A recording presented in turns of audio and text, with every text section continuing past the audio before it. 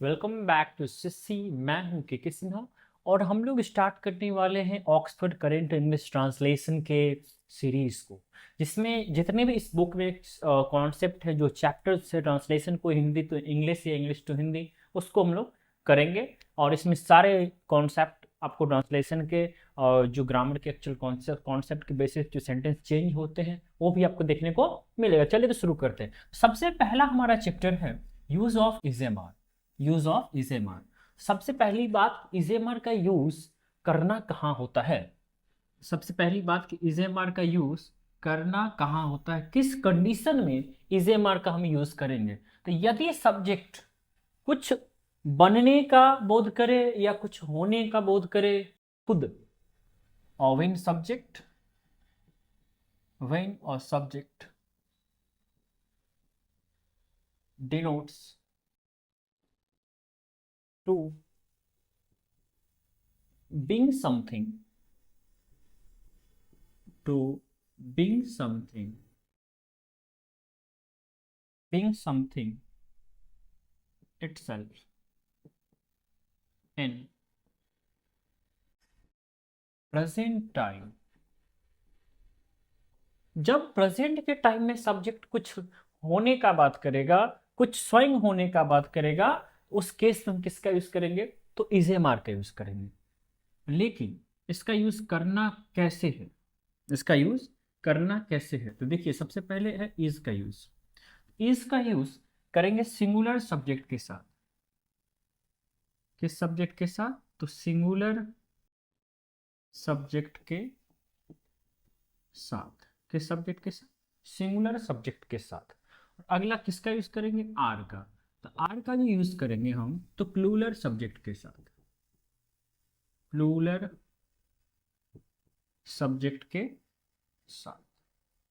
और यदि बात करें हम एम का, तो एम का यूज करेंगे आई के साथ, जिसका मतलब होता है मैं, मैंने या मुझे। इजेमार का यूज करना कब है, तो जब किसी सेंटेंस में कोई सब्जेक्ट प्रेजेंट के टाइम में कोई चीज खुद होने का बात करे, कोई चीज क्या करे, खुद होने का बात करे, स्वयं वो चीज होगा, उस केस में किसका यूज करेंगे, तो आपका यूज हो जाएगा किसका, ये यूज होगा इजेमार का। इजेमार को यूज करना कैसे है, तो सिंगुलर सब्जेक्ट में इज का यूज करना है। और यदि सब्जेक्ट आपका प्लूरल है तो क्या करना है, आर का यूज करना है। और यदि सब्जेक्ट आई है, यदि सब्जेक्ट आई है, आई के साथ क्या लगाना है, तो एम लगाना है। आई के साथ क्या लगाना है, तो एम लगाना है। जैसे जैसे देखिए, मैं राम हूं, मैं राम हूं। तो मैं राम हूं मतलब मैं खुद राम हूं। तो मैं का मीनिंग क्या हो गया, आई। आई के साथ क्या लगता है, एम। राम का क्या हो गया, राम। सिंपल। वह सीता है, वह सीता है। वह कोई लड़की सीता है, लेकिन वह जो सीता है वो खुद सीता है ना।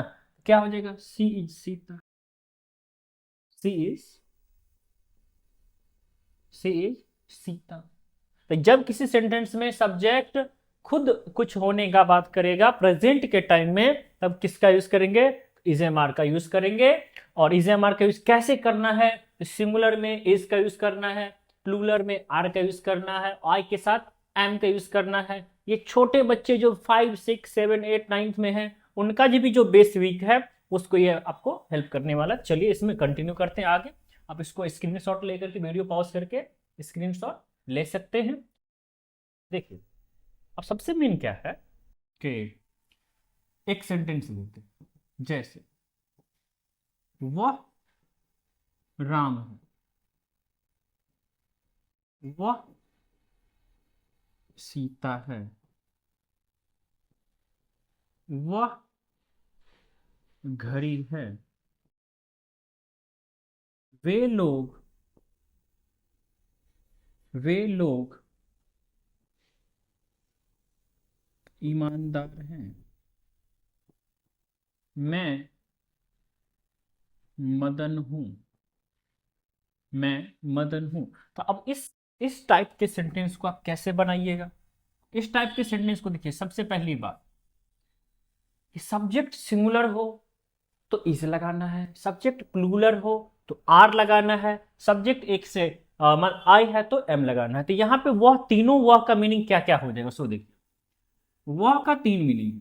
यदि लड़का है तो ही होगा, यदि लड़की है तो सी होगा, और यदि आपका कुछ मरा हुआ है, मरा हुआ है तो क्या होगा, डैट होगा। लड़की के लिए सी देना है, लड़का के लिए जो है ही देना है, कोई मरे हुए चीज के लिए डैट देना है। ठीक है, तो यहाँ पर अलग अलग यूज होंगे। चलिए आगे क्या हो जाएगा, ही इज राम, वह सीता है तो सी इज सीता। वह घड़ी है तो घड़ी कोई नॉन लिविंग थिंग है, मरा हुआ है, इस केस में क्या हो जाएगा, that is a watch, that is a watch. ठीक है, वे लोग ईमानदार है तो वे लोग का मीनिंग क्या हो गया, they are honest, they are honest. मैं मदन हूं दैट मीन्स क्या, मैं स्वयं हूं तो आई एम मदन। तो सिंपल सी बात समझिए, यदि सब्जेक्ट प्रेजेंट के टाइम में कुछ खुद होने का बात करेगा उस समय इज एम आर का यूज करेंगे, और इसका यूज सिंगुलर में, आर का यूज प्लूरल में, और आई के साथ एम लगाते हैं। वह के लिए 3 है, यदि लड़का है तो ही देना है, लड़की है तो सी देना है, कोई मरा हुआ चीज है तो डैट देना है। इस टाइप के सेंटेंस को, जिसमें पॉजिटिव सेंस हो, इस टाइप के सेंटेंस को बोलते हैं अफर्मेटिव। क्या बोलते हैं, अफर्मेटिव। अभी जो हम लोगों ने सेंटेंस किया है वो सेंटेंस कौन सा है, तो अफर्मेटिव सेंटेंस है। कौन सा सेंटेंस हुआ, तो अफर्मेटिव सेंटेंस है। ठीक है, अभी कौन सा सेंटेंस की, अफर्मेटिव। अब चलते हैं negative.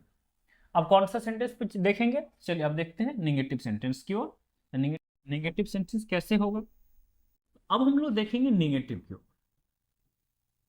Negative sentence, negative sentence में क्या होगा, सबसे पहले होगा सब्जेक्ट, सब्जेक्ट के बाद इजेमार, इजेमार के बाद नॉट, नॉट के बाद अदर, नॉट के बाद क्या देना है, अदर।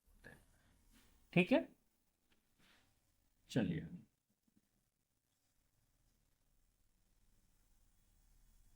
नॉट के बाद क्या देना है आपको, अदर वर्ड देना है। इसमें किस टाइप के सेंटेंस होंगे, सो देखिए, जैसे वह सीता नहीं है, वह सीता नहीं है, वह मोहन नहीं है, मोहन नहीं है, वह ईमानदार नहीं है, ईमानदार नहीं है, सोहन एक अच्छा लड़का नहीं है, लड़का नहीं है, वे लोग आपके मित्र नहीं हैं, आपके मित्र नहीं हैं, वे लोग आपके मित्र नहीं हैं। अब ये जितनी सेंटेंस है ये सारे के सेंटेंस कौन सा है, तो नेगेटिव सेंटेंस है। कौन सा सेंटेंस है, तो नेगेटिव सेंटेंस है।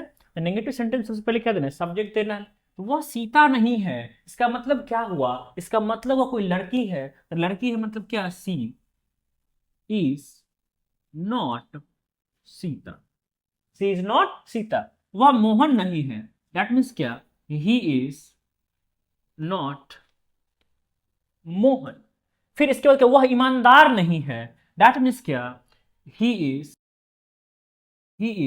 Not honest. सोहन एक अच्छा लड़का नहीं है, तो सोहन का क्या हो गया, सोहन, सोहन अकेला है, अकेला है मतलब सिंगुलर है, तो सिंगुलर सब्जेक्ट के साथ क्या लगाते हैं, तो सिंगुलर सब्जेक्ट में लगाते हैं is. Sohan is not a good good boy, good boy. ठीक है, वे लोग आपके मित्र नहीं हैं, तो they are not your friend. तो ये कौन से हो गए, तो ये हो गए नेगेटिव सेंटेंस। ये कौन से हो गए, तो नेगेटिव सेंटेंस हो गए। अब देखते हैं अगला सेंटेंस। अगला सेंटेंस क्या होगा, अगला जो हमारा सेंटेंस होने वाला है वो सेंटेंस होगा कौन सा,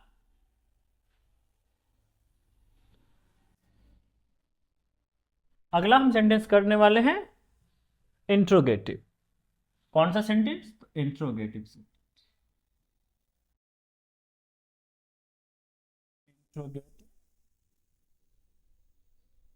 सेंटेंस। देखिए इंट्रोगेटिव सेंटेंस में क्या है ना, इंट्रोगेटिव सेंटेंस होते हैं, इसका मतलब क्या हो गया? प्रश्नवाचक वाक्य। प्रश्नवाचक वाक्य।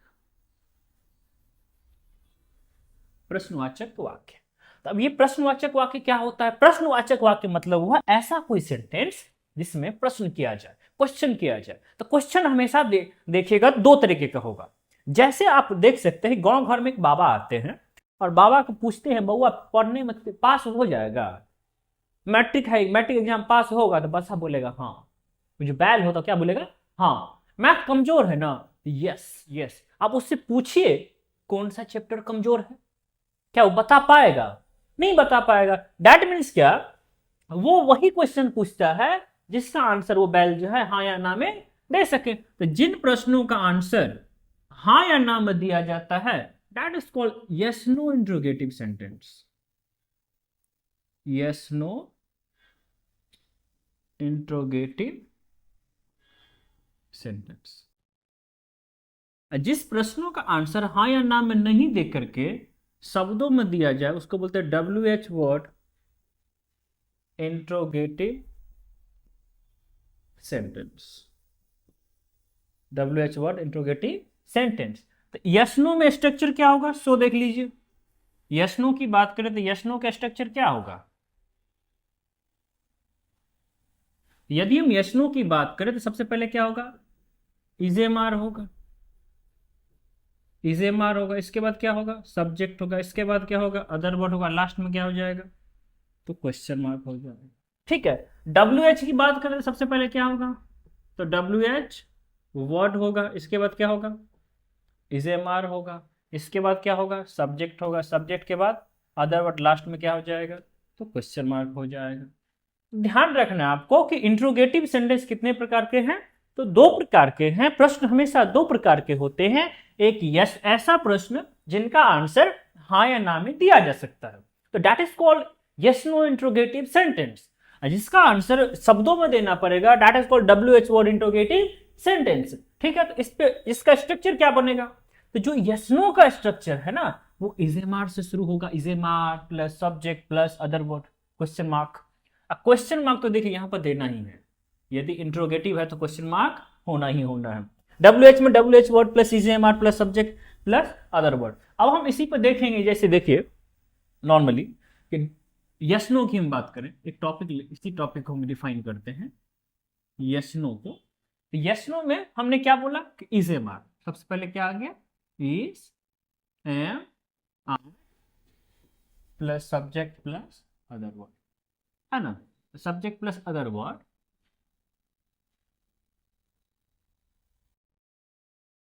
इसमें सबसे पहले स्टार्टिंग किससे करना? इजेमार से। इजेमार में बता ही दे कि इस का प्रयोग सिंगुलर में, एम का प्रयोग आई के साथ, और आर का प्रयोग जो है एक से अधिक जो सब्जेक्ट प्लूरल होगा। ठीक है। तो सब लेकिन होगा किसके अकॉर्डिंग? तो सब्जेक्ट के अकॉर्डिंग।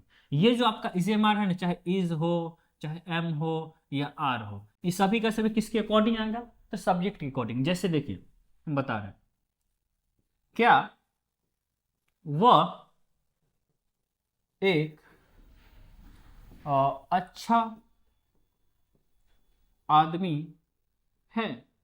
क्या वह एक अच्छा आदमी है? अब देखिए यहां जो वह है, यहां जो वह है, यहां का सब्जेक्ट कितना है?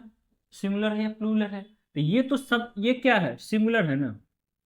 ये क्या हो गया? ये तो सिंगुलर है। सिंगुलर के लिए क्या लगाते हैं? इज लगाते हैं। तो स्टार्टिंग किससे करना है? जब इसको बनाएंगे क्या करना है?